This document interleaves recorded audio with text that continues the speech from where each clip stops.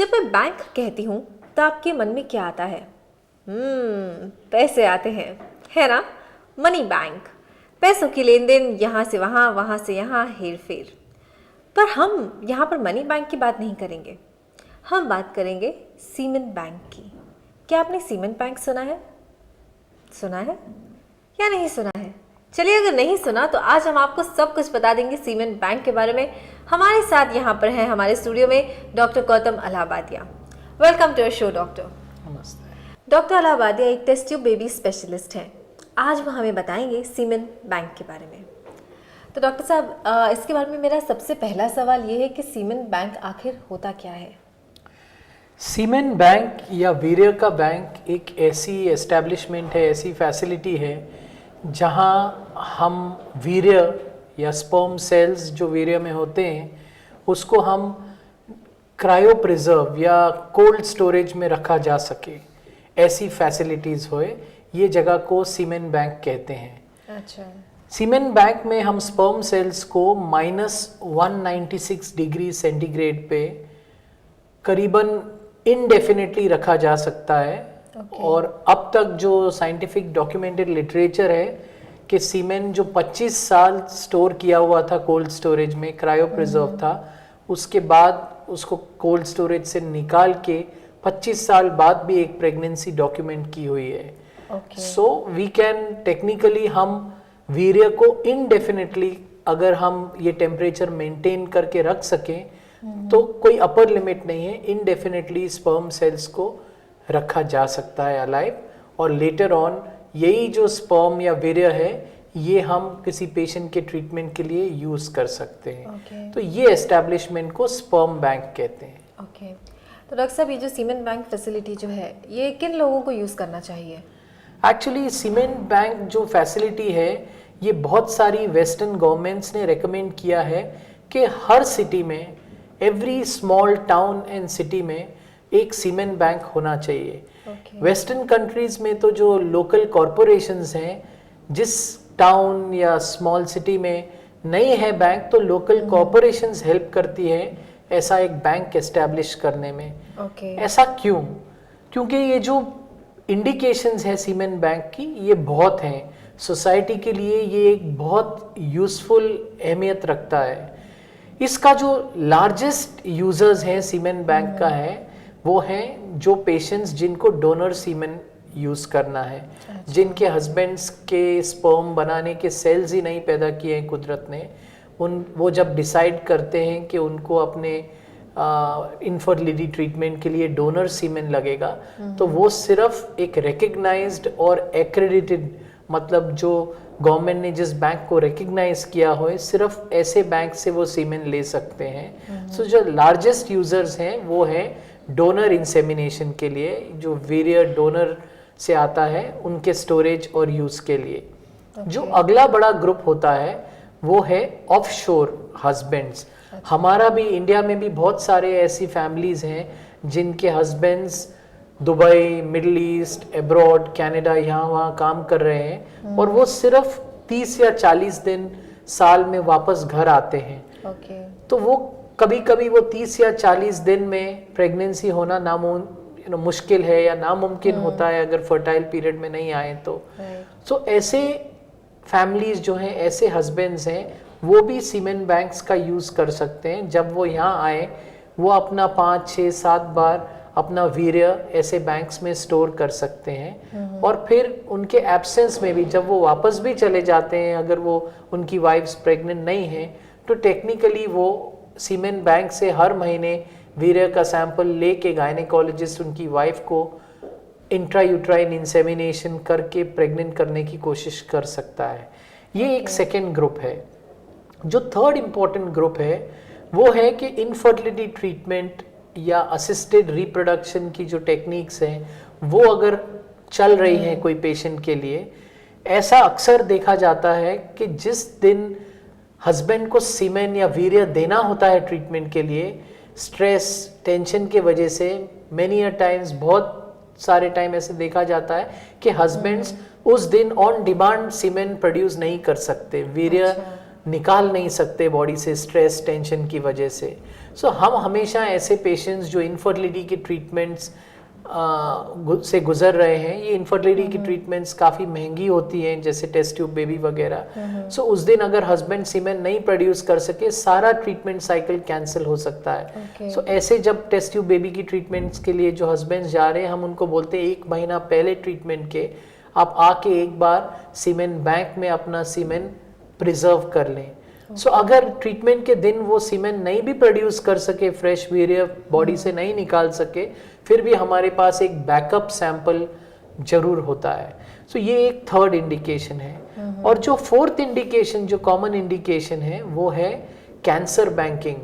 आजकल हम देख रहे हैं कि टीनेज ग्रुप में, एडोलेसेंट ग्रुप में, यंगस्टर्स 14, 15, 16 के ग्रुप में कैंसर्स के साथ डायग्नोज होते हैं। कभी टेस्टिस का कैंसर, कभी ब्लड कैंसर, लुकीमिया वगैरह, किसी भी तरह का कैंसर हो जाए यंग और लड़के को, अगर हम उसकी ट्रीटमेंट कैंसर के दवाइयों से करते हैं तो वो कैंसर की दवाइयाँ इतनी स्ट्रॉन्ग हैं कि वो कैंसर के सेल्स के साथ जो वीर्य बनाने के सेल्स हैं, जो स्पर्म बनाने के सेल हैं, उसको भी मार देते हैं। तो आजकल हम बोलते हैं कि कैंसर ट्रीटमेंट यंग, जिनकी शादी नहीं हुई है या जिनकी शादी हुई है और कैंसर डायग्नोज हुआ है, उनके बच्चे नहीं हैं, तो कैंसर की ट्रीटमेंट शुरू करने के पहले अपना वीर्य स्पर्म बैंक में आके 4-5 बार स्टोर कर लें।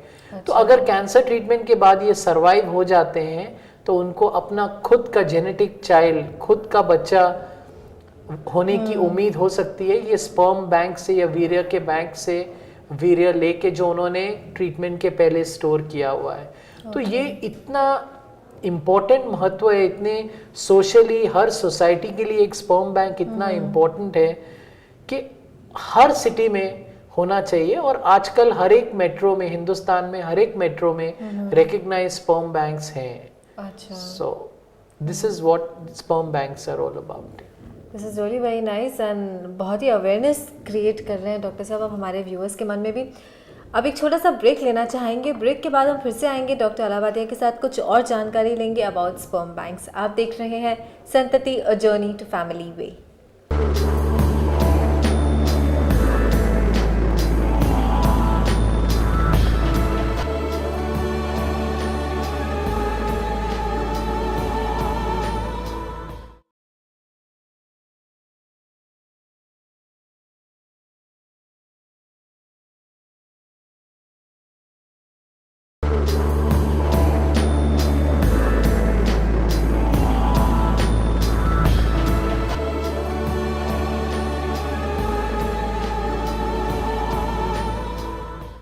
Welcome back after the break.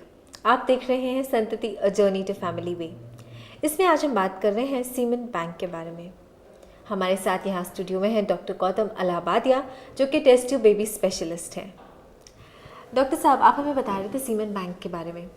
अब सीमेन बैंक्स में जो डोनर्स होते हैं, सीमेन डोनर्स होते हैं, वो कौन लोग होते हैं, और वैसे किस तरह बैंक सिलेक्ट करते हैं कि कौन से डोनर्स का सीमेन हमें लेना चाहिए? एक्चुअली हर एक रिकग्नाइज बैंक डोनर्स के लिए एडवर्टाइज करते हैं। मेन सोर्स जो डोनर्स का होता है वो एडवर्टीजमेंट से होता है। सेकेंडली, गायनेकोलॉजिस्ट जो बैंक्स रन करते हैं, अगर उनकी ऑब्स्टेट्रिक प्रैक्टिस है, मतलब जो डिलीवरीज वगैरह हो रही हैं, तो वो हस्बैंड्स को, जो वाइफ्स डिलीवर करने के लिए आती हैं, एडमिट होते हैं, वो हस्बैंड्स को रिक्वेस्ट करते हैं, बताते हैं कि जस्ट लाइक ब्लड डोनेशन एक टाइप का सोसाइटी के लिए चैरिटी है, दैट सब हेल्दी लोग कर सकते हैं। सिमिलरली, जैसे ब्लड डोनेशन लाइफ देता है, वैसे सीमेन डोनेशन से एक नई लाइफ पैदा होती है। सो ऐसे जो पेशेंट्स के हस्बैंड्स होते हैं, उनको काउंसिल किया जाता है। हमारा खुद का बैंक रूटीनली एवरी 3 months हम एडवर्टीजमेंट डालते हैं, एंड वो एडवर्टीजमेंट से वी गेट अप्रॉक्सीमेटली 200 लोग, 200-300 वॉलंटियर्स अप्लाई करते हैं। और इसमें से फाइनली हम सिलेक्ट करके, अगर 300 आदमियों ने अप्लाई किया है, तो फाइनली अबाउट 10 हेल्दी लोग सिलेक्ट होते हैं। ये सिलेक्ट कैसे होते हैं, ये एक बहुत स्ट्रिक्ट प्रोसीजर है। सबसे पहले डोनर की हिस्ट्री ली जाती है डिटेल में, मतलब हम उनकी मेडिकल हिस्ट्री लेते हैं और हम एक जनरेशन पीछे भी जाते हैं, उनको पूछते हैं उनके फैमिली में फादर या मदर को कोई ब्लड प्रेशर की बीमारी है, डायबिटीज़ की बीमारी है, कोई थैलेसीमिया तो नहीं है, कोई मेंटल इलनेस तो नहीं है। डिटेल हिस्ट्री के बाद बहुत सारे डोनर्स तो अगर हिस्ट्री है हाइपरटेंशन वगैरह वगैरह कॉमन इलनेसेस की, वो तो उसी स्टेज पे उनको सेपरेट किया जाता है। नेक्स्ट फेज में ये डोनर्स का सीमेन एग्जामिन करने के लिए लिया जाता है। अगर उनका काउंट 60 मिलियन पर सीसी के ऊपर हो, 60 मिलियन पर एमएल के ऊपर हो, तो वो एक क्वालिफाइंग मार्क है। मतलब हमको हाई कॉन्सेंट्रेशन सीमेन का चाहिए। ये जो वॉलंटियर डोनर्स होते हैं, सिर्फ हाई काउंट इनफ नहीं होता, फिर हम वो सीमेन को फ्रीज करते हैं। हम उसको -196 डिग्रीज पे फ्रीज करते हैं और 2-3 दिन के बाद उसको फिर से जो फ्रोजन सीमेन है उसको फिर से थॉ किया जाता है और माइक्रोस्कोप के नीचे हम एग्जामिन करते हैं कि कितने स्पर्म सरवाइव किए हैं। यूजुअली फ्रीज करने के बाद जब वीर्य को फिर से बॉडी टेम्परेचर पे, रूम टेम्परेचर पे लाया जाता है, कुदरती 40% 40% स्पर्म्स, 40% वीर्य में जो स्पर्म्स होते हैं वो सैक्रिफाइस हो जाते हैं, वो मर जाते हैं ये प्रोसेस से, फ्रीजिंग का और थॉइंग के प्रोसेस से। इसीलिए हमें इनिशियली बहुत हाई काउंट चाहिए, 60 मिलियन पर एमएल। तो अगर 40% स्पर्म्स हमारे सैक्रिफाइस भी हो जाए ये प्रोसेस में, फिर भी हमको एंड में एटलीस्ट 15 से 20 मिलियन अच्छे क्वालिटी के स्पर्म्स अगर हमको अलाइव मिले, जिंदा मिले ये प्रोसेस के बाद, तो ऐसे डोनर्स जो क्लीन हैं उनका फिर इन्फेक्शियस डिजीज स्क्रीन किया जाता है, बीमारियों के लिए ब्लड टेस्ट किया जाता है। उसमें HIV, VDRL, जॉन्डिस का जो ऑस्ट्रेलिया एंटीजन होता है, हेपेटाइटिस C, उनका जेनेटिक स्क्रीनिंग भी थैलेसीमिया के लिए किया जाता है। दैट मीन्स पहले हमने हिस्ट्री से सिलेक्ट किया, उसके बाद उनका सीमेन पैरामीटर्स, उनका जो वीर्य है उसको एग्जामिन किया जाता है कि अच्छे क्वालिटी का है, और फिर उस ग्रुप में से हम बीमारियों के लिए चेक करते हैं। अगर वो क्लीन हुआ पर्सन तो फिर हम उसको एक रेगुलर डोनर बनाते हैं।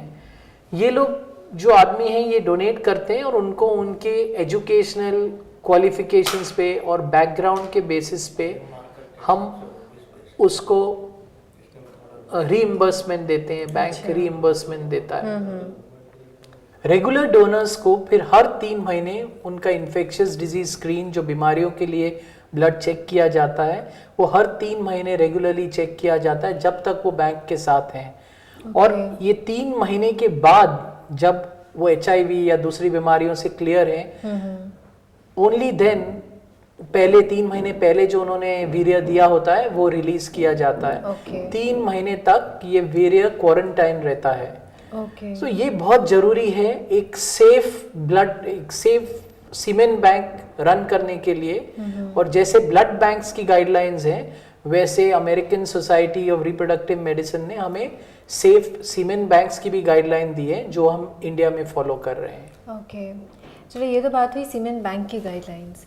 अभी अगर एक कपल को सीमेन इंसेमिनेशन कराना है, so what are the guidelines they should follow and what are the safeguards, because it is very risky कि किसी का भी सीमेन आप लेके you use it for yourself.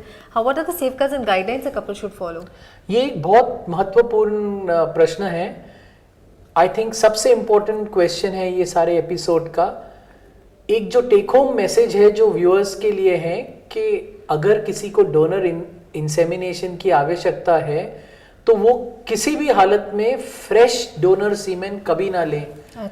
अगर कोई भी रेकमेंड करे उनको कि डोनर इंसेमिनेशन के लिए फ्रेश सीमेन मिल रहा है तो बिल्कुल नहीं लें।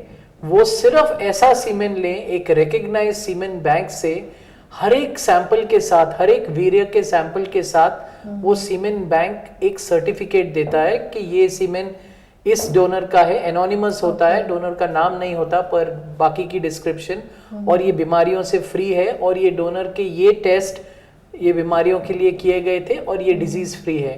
ऐसा एक सर्टिफिकेट हर एक सैंपल के साथ देना चाहिए। ऐसे ही बैंक या ऐसे ही गायनेकोलॉजिस्ट के पास जाएं जो ऐसे कोई बैंक से सर्टिफिकेट लेके ये सैंपल दे, क्योंकि अगर ये सेफगार्ड्स या ये हमने प्रिकॉशन नहीं ली तो एक यंग कपल को अगर इन्फेक्टेड सीमन कहाँ से फ्रेश मिल गया और किसी को HIV हो गई तो it will be a very shameful thing कि वो आए थे बच्चे लेने के लिए और कुछ बीमारी लेके वापस जा रहे हैं। This is really very dangerous, बहुत रिस्की है। अब इसी के बारे में हम और भी जानकारी पाना चाहेंगे, पर एक छोटे से ब्रेक के बाद। आप देखते रहिएगा Santati a journey to family वे।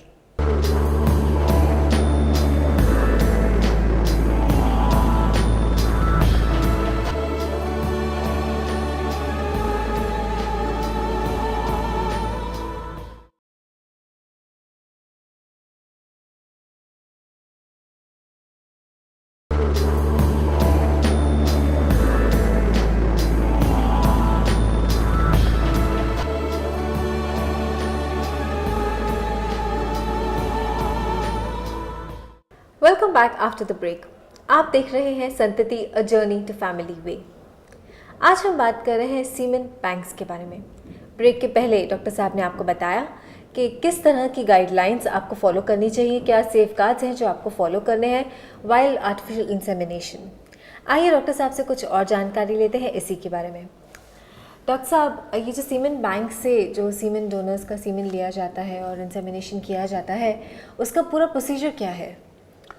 जब हम डोनर से वीर्य लेते हैं उस टाइम में हम वीर्य में से सेमिनल प्लाज्मा और प्रोस्टाग्लैंडिन एक पदार्थ होता है, ये सेमिनल प्लाज्मा और प्रोस्टाग्लैंडिन निकाला जाता है, सेपरेट किया जाता है।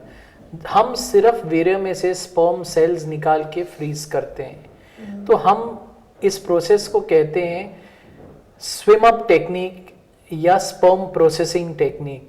हम सारा जो वीर्य में जो लिक्विड सोल्यूशन होता है वो सारा सेपरेट प्रोस्टाग्लैंडिन से ये प्लाज्मा, जो भी दूसरी इम्प्योरिटीज़ हैं, जो कचरा है, एपिथेलियल सेल्स है, ये सारा डिस्कार्ड कर देते हैं। सिर्फ स्पर्म सेल्स लेते हैं।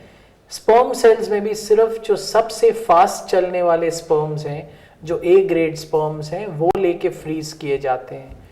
और जब भी हमें रिक्वेस्ट आती है 3 मंथ्स में तक ये जो सैंपल है ये क्वारंटाइन रहता है, ये डीप फ्रोजन रहता है। 3 महीने के बाद जब डोनर का HIV VDRL फिर से रिपीट होता है और वो सर्टिफाई किया जाता है कि वो क्लीन है, कोई बीमारी नहीं है, तो तब ये 3 महीने पहले लिया हुआ सैंपल रिलीज किया जाता है यूज़ के लिए।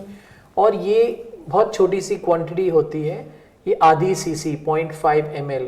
तो ये एक IUI कैथेटर नाम का डिवाइस है जो आप देख रहे हैं ग्राफिक। इस कैथेटर में ये लोड किया जाता है फ्रॉम -196 डिग्री से इसको रूम टेम्परेचर तक लाया जाता है। रूम टेम्परेचर पे लाने के बाद ये स्पर्म सेल्स माइक्रोस्कोप के नीचे एक छोटा सा भाग उसका एग्जामिन किया जाता है देखने को कि सर्वाइवल क्या है, कितने सर्वाइव कर चुके हैं जो फ्रीज किए थे। और उसके बाद ये कैथेटर में लोड करके ये पेशेंट के यूट्रस में, पेशेंट के गर्भाशय में ये स्पर्म सेल्स डिपॉजिट किए जाते हैं डायरेक्टली। इस प्रोसेस को कहा जाता है इंट्रा यूट्राइन इंसेमिनेशन। ये जो डोनर स्पर्म सेल जो फ्रोजन थे, इसको पहले रूम टेम्परेचर पे ला के इंट्रा यूट्राइन इंसेमिनेशन कैथेटर में डाल के ये सीधा योनि से होता हुआ, थैली के मुंह से होता हुआ कैथेटर गर्भाशय के ऊपरी हिस्से में जाता है और वहाँ हम ये आधा सीसी स्पर्म सेल्स रिलीज कर देते हैं। और ये जो स्पर्म्स हैं फिर ये ट्रैवल करते हैं फेलोपियन ट्यूब में, जहाँ फर्टिलाइजेशन होती है और प्रेगनेंसी होने के चांसेस होते हैं। So what is the success rate in this whole procedure? ये प्रोसीजर में सबसे हाईएस्ट सक्सेस रेट है पूरे इनफर्टिलिटी मैनेजमेंट में, क्योंकि औरत को कोई इनफर्टिलिटी का प्रॉब्लम नहीं है। Problem was with her husband. उनका जो हस्बैंड है उनका स्पर्म बनाने के सेल्स नहीं थे। She is absolutely normal. तो अगर हम अच्छे क्वालिटी के स्पर्म्स सब्स्टिट्यूट कर सके और इनको फर्टिलिटी मेडिकेशंस भी देते हैं ऐसे जब ट्रीटमेंट साइकिल होता है, तो 50% चांसेस होते हैं प्रेग्नेंट होने के हर एक साइकिल में। दैट मीन्स 1 in 2 women, अगर 2 पेशेंट हैं और हम इंसेमिनेशन कर रहे हैं हर महीने, तो उसमें से एक पेशेंट जरूर प्रेग्नेंट होगी।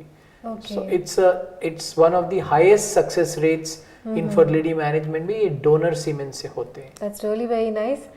और इसके अलावा what are the advancements that science has made?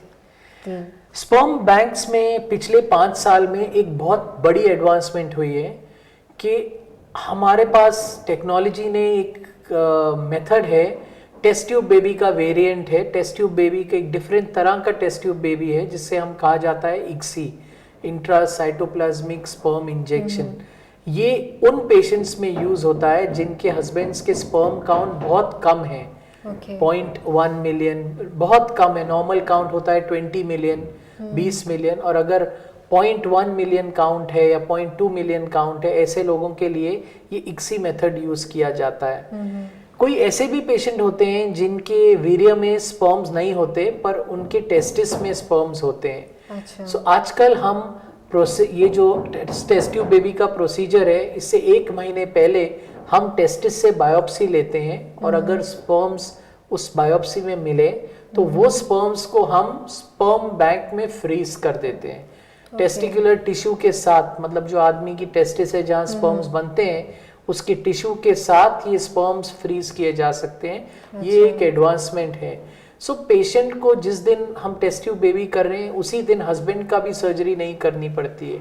1 महीना पहले हमने स्पर्म्स निकाल के टेस्टिस से रख दिए हैं बैंक में। फिर जब भी टेस्ट ट्यूब बेबी करनी है सिर्फ ये टिश्यू निकालना होता है -196 डिग्री से रूम टेम्परेचर पे ला के ये स्पर्म्स को हम डायरेक्टली ICSI के लिए यूज कर सकते हैं। अच्छा। तो ये एक बहुत महत्वपूर्ण एडवांस हुआ है जो लास्ट 5 इयर्स में हुआ है और ये अब वेरी फ्रीली हिंदुस्तान में अवेलेबल है। वेल, अब काफ़ी एडवांस हो गई है हमारी साइंस। हर चीज़ का, हर समस्या का हल है साइंस के पास, right doctor? Well, thank you so much for coming to our show and giving us so much of information. काफ़ी ज़रूरी बातें आपने हमें बताई। इतनी अवेयरनेस क्रिएट हुई है आज सीमेन बैंक्स के बारे में। इनफैक्ट कई लोग तो ऐसे जिनको सीमेन बैंक्स के बारे में पता भी नहीं था, आज उनको पता चल गया है सीमेन बैंक्स होते हैं और किस तरह से आप अपने जीवन में संतति का ये एहसास ला सकते हैं। चलिए, अगले एपिसोड में आपसे फिर से मुलाकात होगी और तब हम और भी बातें करेंगे।